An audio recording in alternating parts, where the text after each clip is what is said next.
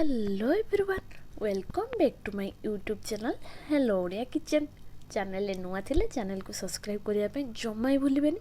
Video भल लागुले video को like comment share and subscribe करूँ। पूर्व वीडियो जदि देखी ना तो जल्दी जल्दी विजिट करूँ चैनल बहुत ही इंटरेस्टिंग अच्छी। तो आसतु डेरी नक आज रेसिपी स्टार्ट करने।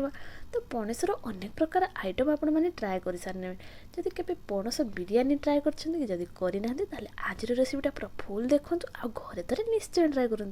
बहुत ही सुंदर टेस्ट एकदम मटन बिरियानी परी।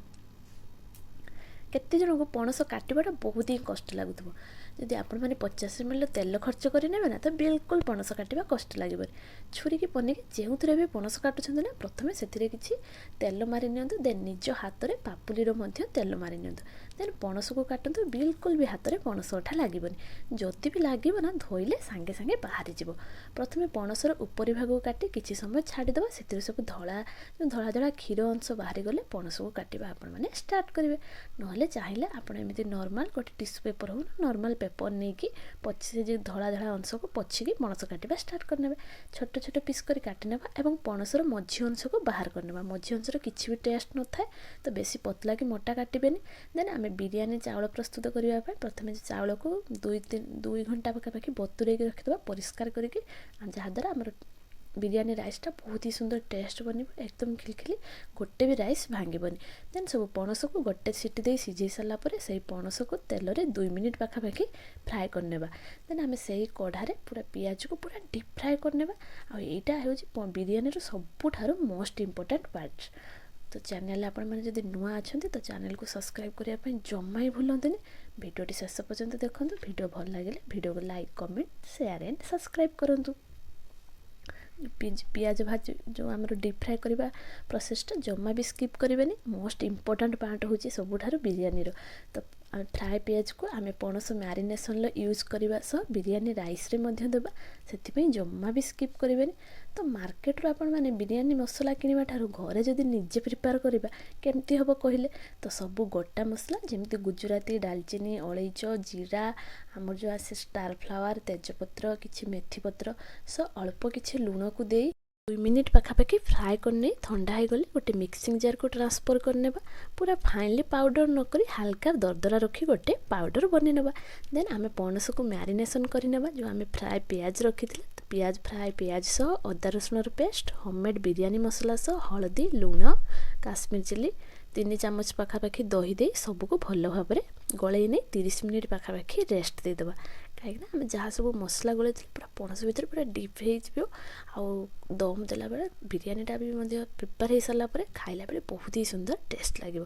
सो देन से समय मध्य आम बिरियानी राइस प्रिपेयर करने। तो आम चाउल को बतुरे रखिबार 2 घंटा पाखापाखि हो गलानी। पानी फुटी हो आसला से हाफ चामच देसी घी देन सब गोटा मसला दे चाउल को देदेबा। प्योर देसी घी देकी देखिए तो आपण मानक आ किसी रोज वाटर एसबू किसी भी दवाई पड़ो नॉर्मल बहुत ही सुंदर गोटे स्मेल भी आसो टेस्ट भी सेमती लगे। देन आम पणस मसला प्रिपेयर करने। तो से प्रथम 2टा पियाज को भाजी सारापर अदा रसुण पेस्ट दे गोटे मीडियम साइज टमाटो को दे भल भाव में कषि सारापर आम मैरिनेसन मैरिनेसन जो करी रखी पणस को देदेबा।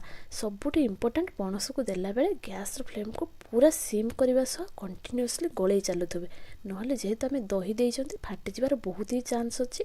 ना आप टोटाल गैस फ्लेम को ऑफ करी किसी समय गोले सारापर गैस फ्लेम को ऑन करेंगे। तो आपको जोटा कंफर्टेबल लगुच से निश्चय भाव में करूँ। आवश्यक परिमाण में लुण हलदी काश्मीर चिली होममेड बिरियानी मसला सह गरम मसला को देदेबा। बहुत ही सुंदर टेस्ट सह स्मेल बहुत ही भी सुंदर आसीबो। चैनल नुआ थिले चैनल को सब्सक्राइब करने जम्मा ही भूलतुनि। एमती नुआ नुआ वीडियो देखापी बेल आइकन को प्रेस करने जम्मा भी स्किप करतुनि। देन अल्प पानी दे गले किसी समय रेस्ट देदेबा। केते सुंदर देखा जाउछि देखंतु। टेस्टटा भी बहुत ही सुंदर था स्मेल तो बहुत पूरा एकदम एकदम पूरा मटन टेस्ट भरी आपण मैंने घरे थरे निश्चय ट्राए करन जदि भी बिरयानी न करेंगे ना एमती केवल मसला पणस ट्राए करन बहुत ही सुंदर लगे। तो जो थे आपण मैंने बिरयानी प्रिपेयर करे से पात्रटा को प्रथम तेल भल भाव चारिआडे तेल को भल भाव मारिने। प्रथम पणस मसला को देवा देन आम राइस को लेयरिंग करवा देन डीप फ्राए पियाज को देदेवा। आपण मान पाखर जदि धनिया पत्र कि आमर पुदीना पत्र एसबू अच्छी दे पारे ना एमती नॉर्मल भी बहुत सुंदर टेस्ट आसीबो। तो देन डीप फ्राए पियाज को देदेवा ऊपर हल्का गरम मसला सह होममेड बिरयानी मसला को देदेवा। देन फूड कलर को मुझे रेड फूड कलर यूज करछि आपण चाहिए येलो ग्रीन एसबू फूड कलर नहीं पारे ना सबुठू बेस्ट हम आपण मानकर क्षीर रे केसर मिसई देले सबुठू बेस्ट सेटा हम। तो मो पाखरे क्षीर नथिला तो सेति मु देई पार नै मु फूड कलर यूज करिछि आपण माने चाहिए सही प्रोसेसटा करि पारिबे। देन सब पुणे आम सेम प्रोसेस रे सब पणस मसला को दे सेम प्रोसेस रे लेयरिंग करवा। देन गैस रो फ्लेम को पूरा स्लो रखी 5 ରୁ 10 मिनिट पर्यंत आम छाड़ीदेवा। 10 मिनिट पर गैस रो फ्लेम को ऑफ करदेवा बट आम ता ढक्कनटा खोली आउ 10 मिनिट रेस्ट पर आम ता ढक्कनटा खोलिबा।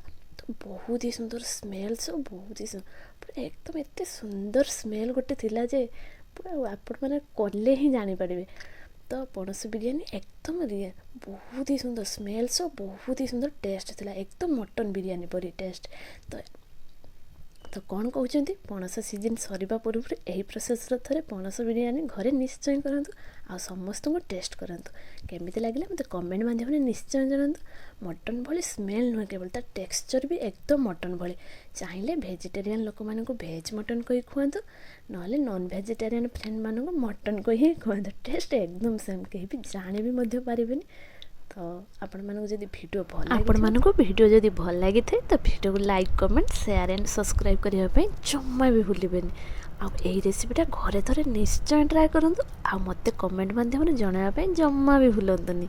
तो आज रेसिपीटा मु एइटे एंड करूची पुणी देखा हबो आ गोटे न्यू रेसिपी सो। तो न्यू एमती न्यू रेसिपी देखा बेल आइकन को प्रेस करने जम्मा भी भूलंतुनी। तो थैंक यू जय जगन्नाथ बाय बाय।